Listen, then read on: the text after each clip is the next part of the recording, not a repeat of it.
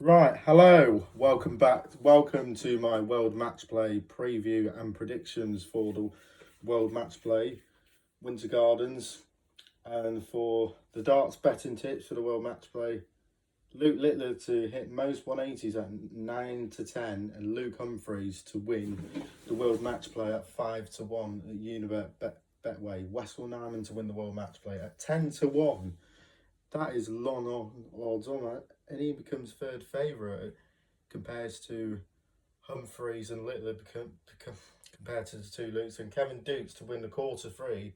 That is surprising because he's look at the numbers he produced this year, but this is his debut at Blackpool. But we'll come on to probably at a moment. But there was perhaps only ever to be one England team winning the World Cup this summer, but two heroes of that wonderful night back in June returned to major action and Blackpool battling out for the World Matchplay title. Before you get into the YouTube channel, please hit the subscribe button, thumbs up, and please support the channel. I've got 112 subscribers, but let's smashing it to 113. Then that will be great. Luke Littler is, of course, defending champion after his historical triumph 12 months ago, which he saw him become the youngest ever winner of this prestigious event.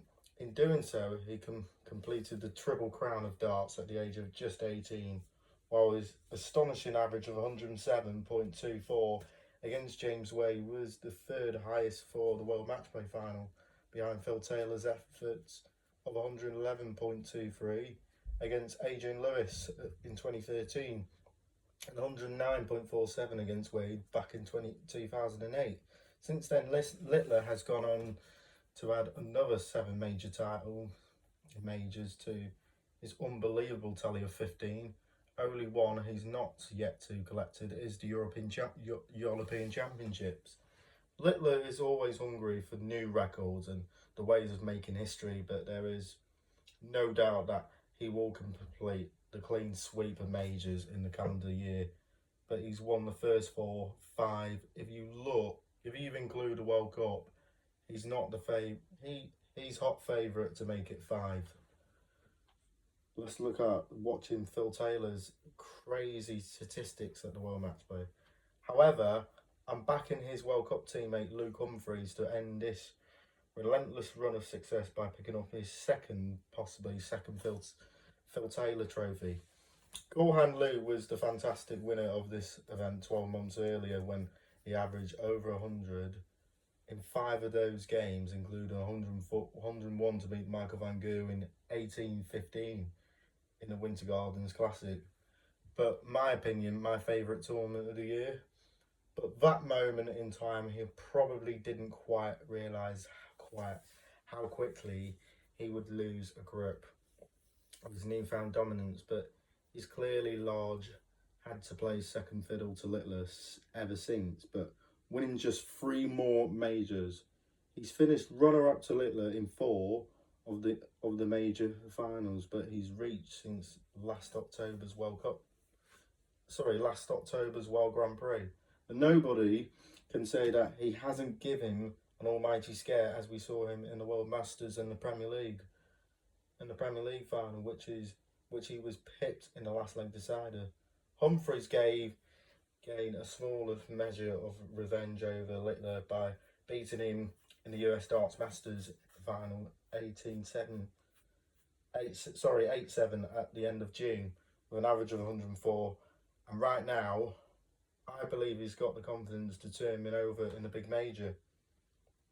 Humphreys keeps himself mentally and physically fit, which will be essential.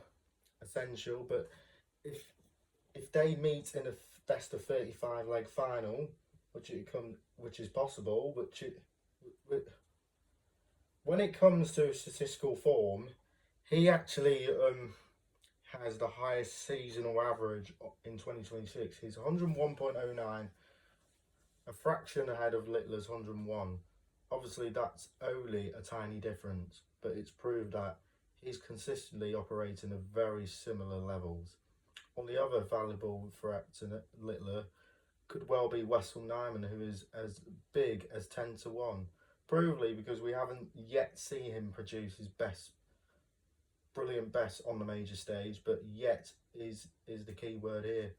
I really do feel 2026 will provide the breakthrough moment in the young Dutchman's career. It could well happen in Blackpool as he bids to convert his phenomenal season form to the big time.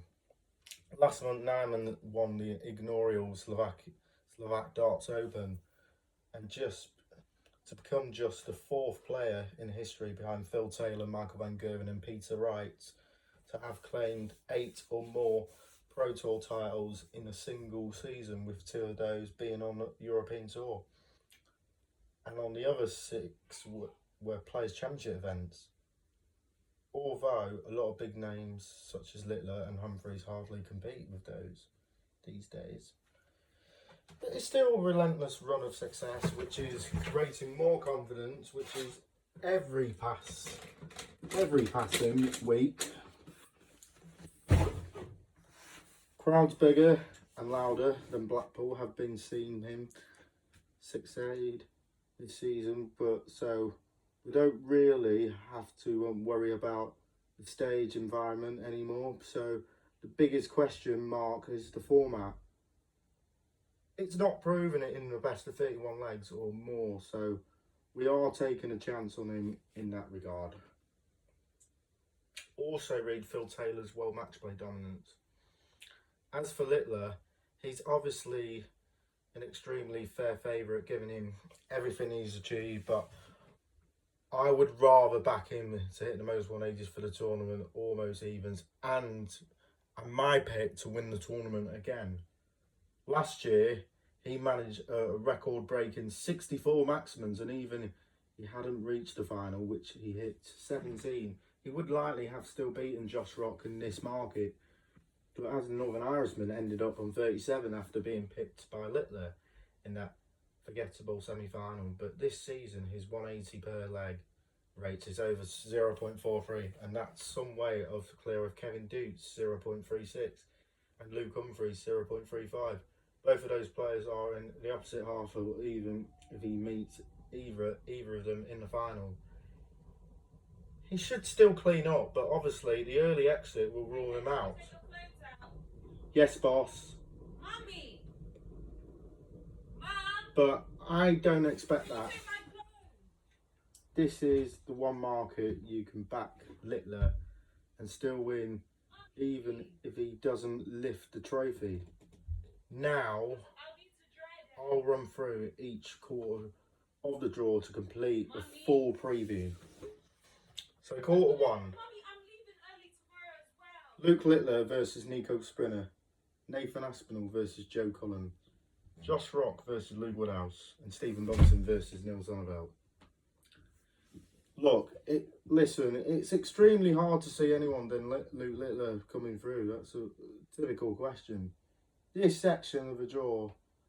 So he won't spend too long on this. Nico Sprinter would have to play an absolute blinder to catch the nuke on the off day to cause a massive shock.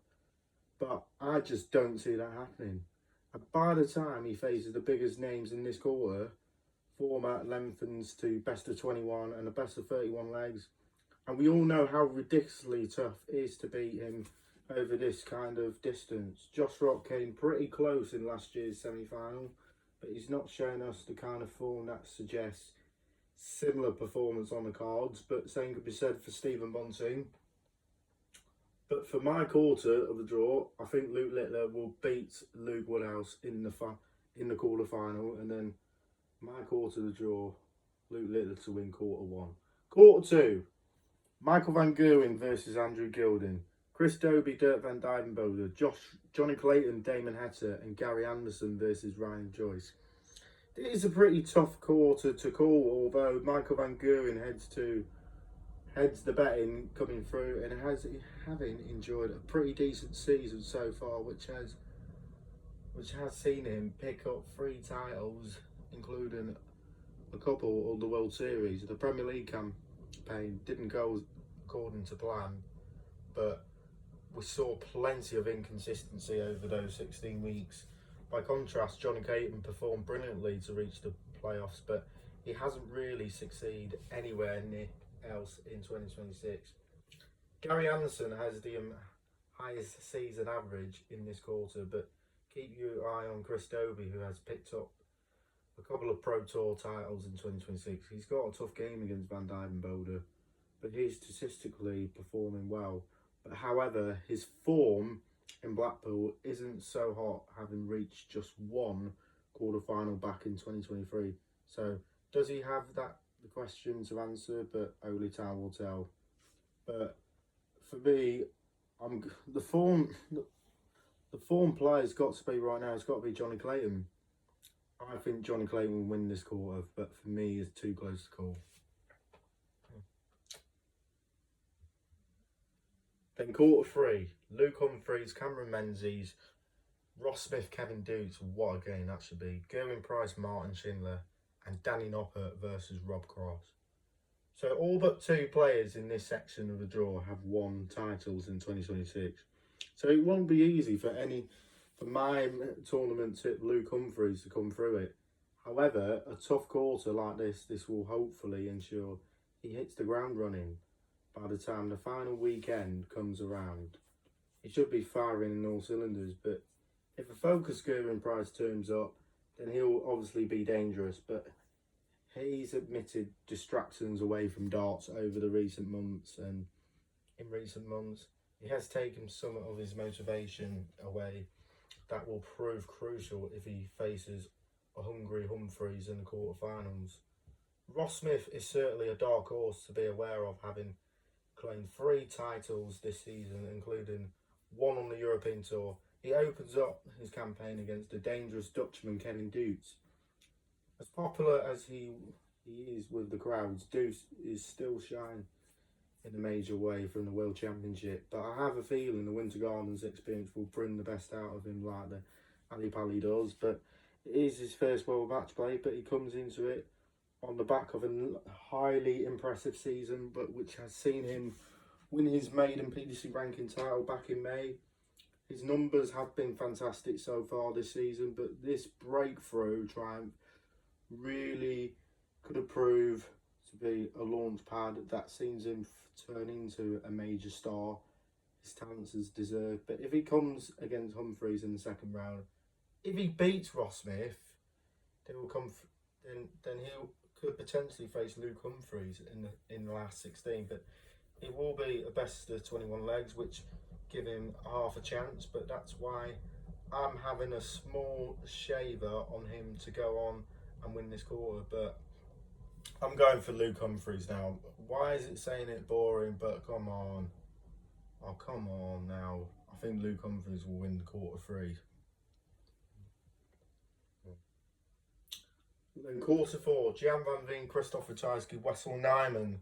One of the favourites, of course, taking on Dave Chisholm, who just scraped him at the expense of Daryl Gurney by 750 quid. James Wade against Jermaine Wattimena, and Ryan Searle versus William O'Connor. As you have seen, Wessel Nyman is my confident pick to come through quarter 4 for reasons stacked at the start of this preview. Jan van Veen is the highest ranked player, but he struggled for consistency in recent months. But I doubted many would deny that Nyman is the #1 Dutchman on form right now. His biggest threat could well turn out to be a regular underestimated James Wade, who loves playing in front of proper darts fans in Blackpool. This venue brought the best out of him in his early years, as he won 2 World Matchplay titles. One World Matchplay title in 2007 when he beat Tavi Jenkins in the final. Reached 4 of the other finals between 2006 and 2015. While in the last couple of years, he's reached the semi-finals, but then pushed Littler very hard before finishing as Glamour runner-up 12 months ago. His seasonal stats can also be rendered meaningless when he heads to Blackpool. If he does come up against Nyman, then he'll definitely, the fans are roaring him on. So I think Nyman will win quarter 4 for me. So I think Luke Littler beats Johnny Clayton in the semi-final, and then Humphreys beats Nyman in the final, and then Littler beat Humphreys in the final with my predictions. So I've got Luke Littler beating Nico Sprinter, Nathan Aspinall to beat Joe Cullum, Luke Woodhouse to knock out Josh Rock, Stephen Bunting to beat Nils Honouvelt, Van Gerwen to beat Andrew Gilding, Oli Joss, Chris Dobie Just to beat Van Dyvenbolder, Clayton to be too consistent against Damon Hetta. I think Gary Anderson turns up, but he wins comfortably. He'll beat Ryan Joyce. And Luke Humphreys to beat Cameron Menzies. I'm going to go for Smith actually just on pure experience. I'm going for Price to smash Martin Schindler away. And I'm going to go for Rob Cross as well, because he's showing a bit of form over recent months as well. So I'm going to go for Cross to beat Noppert. And then in quarter four, I'm going Van Veen to beat Ratajski, Nyman to beat Chisnell, James Wade to get over the line against Watamina, and Ryan Sill to beat William O'Connor. That's my first round predictions.